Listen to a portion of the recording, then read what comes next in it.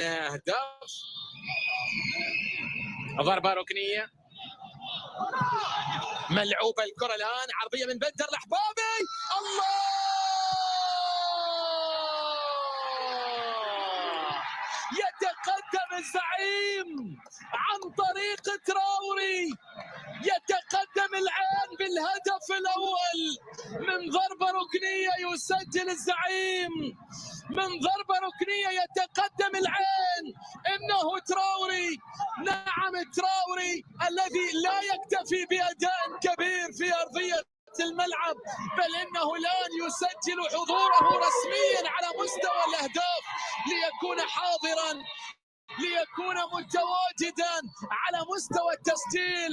ينجح تراوري في التقدم للعين بالهدف الأول في المباراة. كانت العرضية ثم الرأسية والمتابعة في مرمى النصر، ليتقدم الآن عبد الكريم تراوري لمصلحة العين بأول الأهداف. هذا الصفقة العيناوية السرية المدوية الكبيرة التي أتت لتصنع الفارق في أول ظهور، في أول حضور.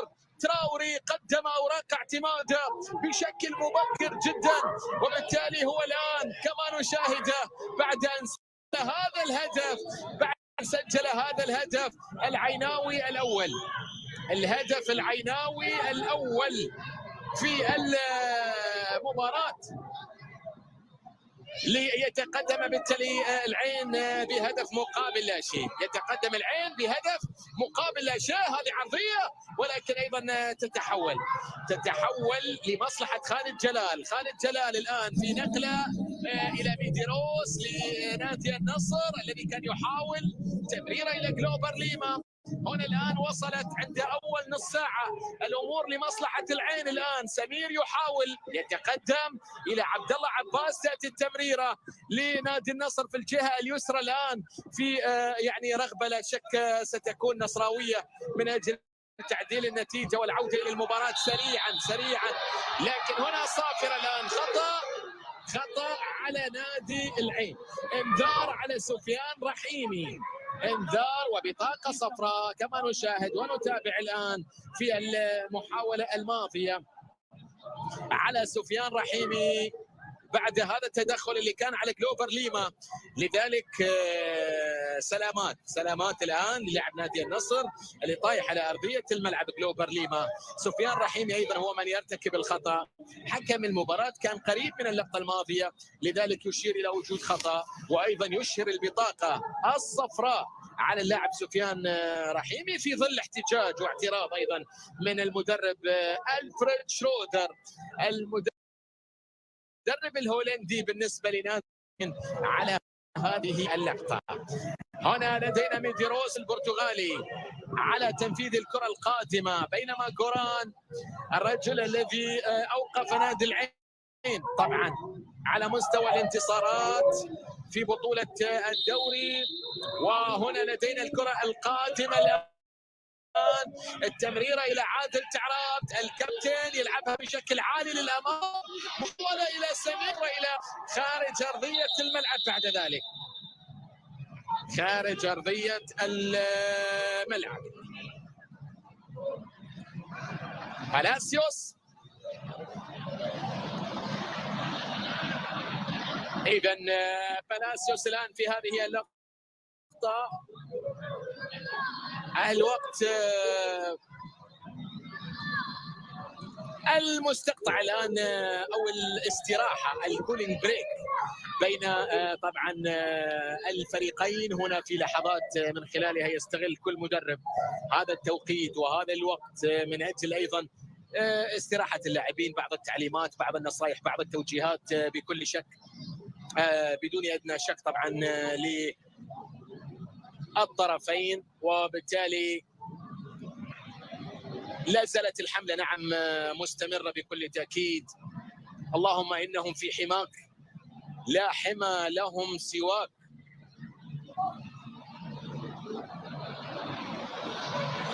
اللهم إنهم في حماك لا حمى لهم سواك.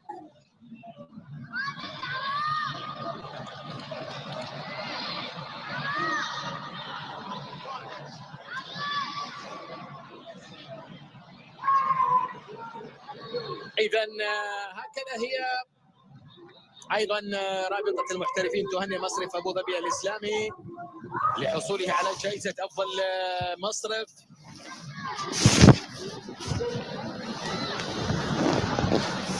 المصرف الذي يرعى هذه البطولة منذ الموسم الماضي، وبالتالي الآن اللاعبين يعودون إلى أرضية الملعب. اللاعبين يعودون إلى أرضية الملعب لاستكمال ما تبقى من شوط المباراة الأول. أفضل بنك إذا مصرف أبو ظبي الإسلامي في دولة الإمارات العربية المتحدة من جلوبال فاينانس. وبالتالي عودة اللاعبين الآن كما نشاهد هنا ونتابع إلى أرضية الملعب.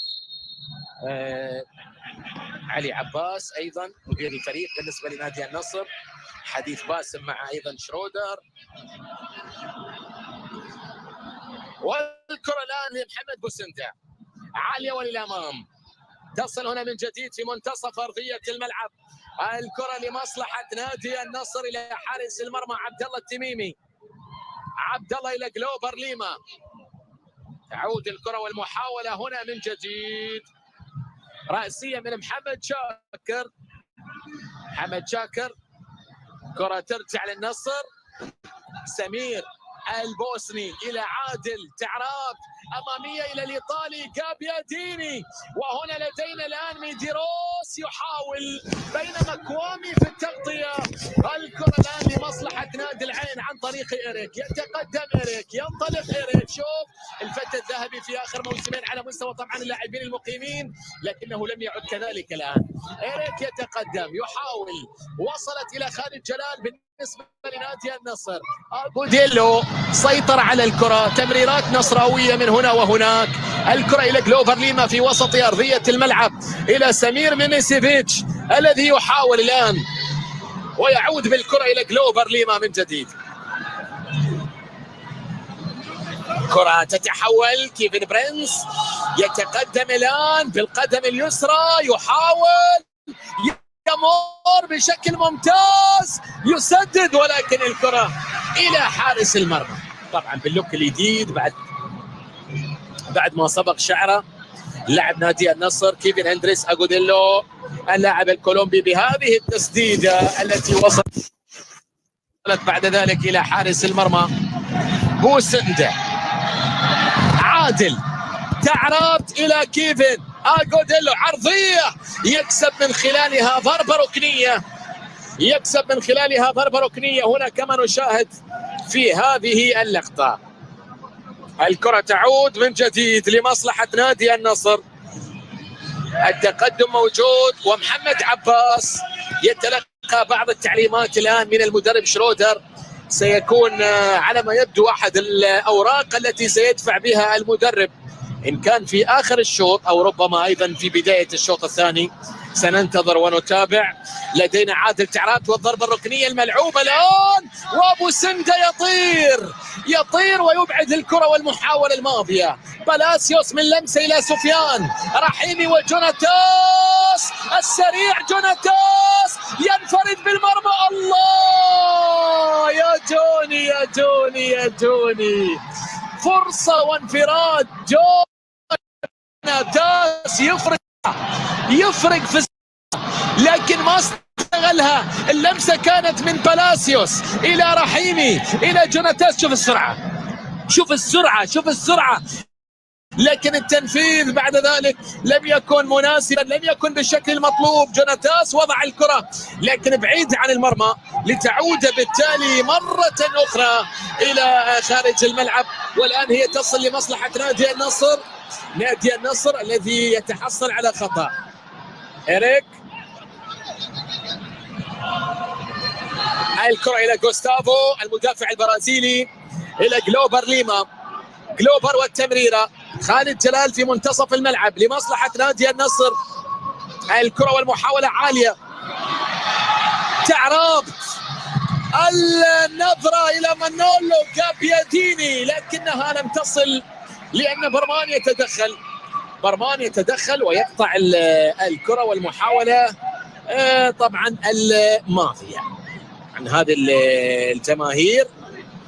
نادي الشارجة أيضا كان قد أعلن عن إلغاء جميع المظاهر الاحتفالية التي تصاحب مباراة الشارجة واتحاد شلبة اللي هي على استاد نادي الشارجة، واللي انتهت طبعا بفوز الاتحاد 3-2، وبالتالي الاكتفاء بالحضور الجماهيري فقط دون التشجيع، وذلك طبعا تضامنا مع الاشقاء الفلسطينيين نظرا للاحداث المأساوية التي يشهدها قطاع غزة. مشكورين يعني إدارة نادي الشارجة، وأيضا اليوم نشاهد جمهور نادي النصر كذلك بدون مظاهر احتفالية وبدون أيضا تشجيع عن طريق مثلا الأهازيج أو غيرها، يكتفون بالمشاهدة والتشجيع فقط في هذا اللقاء. كرامي التماس، هنا اللمسة من رحيم إلى جوناتاس، صافرة من قبل حكم المباراة أحمد سالم خلفان الذي يشير إلى وجود تسلل. جوناتاس إذا نعم هو اللي كان متسلل في اللقطة الماضية. المساعد الأول حسن المهري رفع الراية. برغش أمامية الآن إلى جابيا ديني، ولكن تغطية المدافع كوامي. الكرة بعد ذلك إلى خارج أرضية الملعب، ضربة مرمى. هذا محمد برغش، ضربة مرمى بالتالي لمصلحة نادي النصر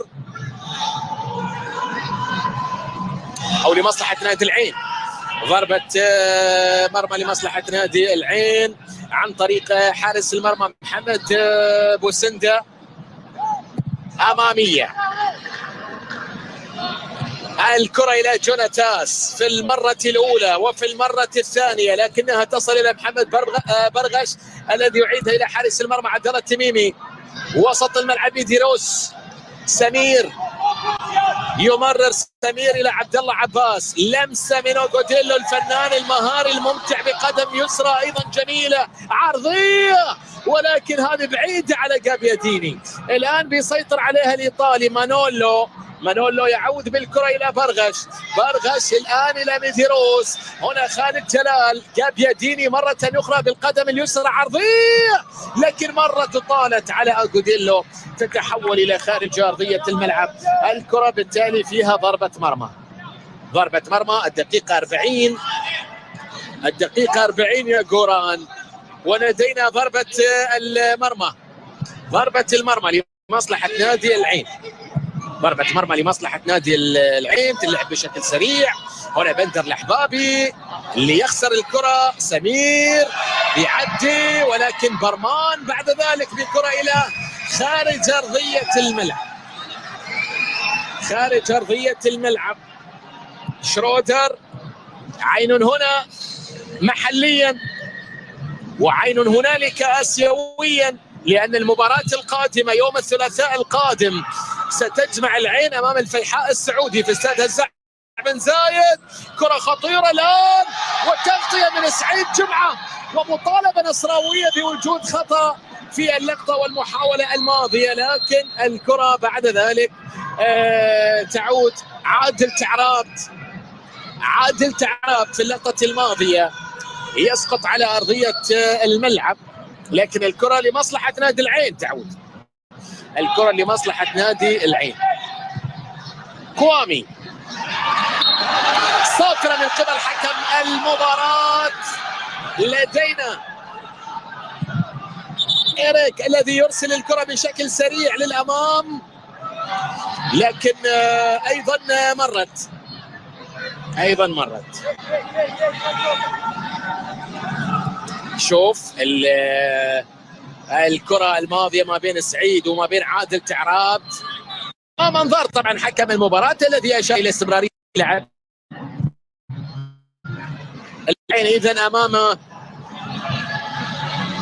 الفيحاء السعودي يوم الثلاثاء في استاد هزاع بن زايد لحساب المجموعة الأولى في ثالث مباريات العين ونهاية مرحلة الذهاب في دوري المجموعات لدوري أبطال آسيا للموسم 2023-2024، وقبله بيوم يوم الاثنين الشارجة ممثلنا الآخر على موعد في ملعبه في استاد نادي الشارجة لحساب المجموعة الثانية أمام نادي نساف كارجي الأوزبكي. كل التوفيق طبعا ممثلين على مستوى بطولة دوري أبطال آسيا خلال هذا الموسم. والعين طبعا يتصدر مجموعة الأولى بالعلامة الكاملة 6 نقاط أمام الفيحاء وهذا التركماني وبختكور الأوزبكي. الشارجة يأتي وصيفا لنادي نساف، وهذه طبعا ستكون القمة، قمة الصدارة بين الشارجة ونساف في ملعب نادي الشارجة. نساف المتصدر ب6 نقاط والشارجة ب4 نقاط من انتصار وتعادل. كل التوفيق أيضا للشارجة في انتزاع صدارة المجموعة الثانية يوم الاثنين القادم بحوله تعالى، وللزعيم طبعا العيناوي باستمرارية الصدارة بالعلامة الكاملة. هنا لدينا رمية تماس، رمية تماس بندر الأحبابي على تنفيذ هذه الكرة. نقترب من نهاية شوط المباراة الأول أيها الأحبة في كل مكان عبر دبي الرياضية. النتيجة تقدم العين بهدف عبد الكريم تراوري من كرة ركنية تابعها برأسية في المرمى ليسجل العين هدف التقدم في المباراة حتى الآن. خالد جلال، سمير، عبد الله عباس، مجهود كبير لهذا اللاعب، مميز هذا اللاعب عبد الله عباس بالقدم اليسرى، عنده امكانيات حلوه عبد الله عباس. لذلك الان شوف يواصل ويدعم هجوميا ودفاعيا. الكره مرت الى خارج الملعب. شرودر يتقدم حتى الان في شوط المباراه الاول، ولكن المباراه لم تنتهي، لدينا شوط ثاني باكمله ولدينا مباراه اخرى قادمه ايضا في مباراه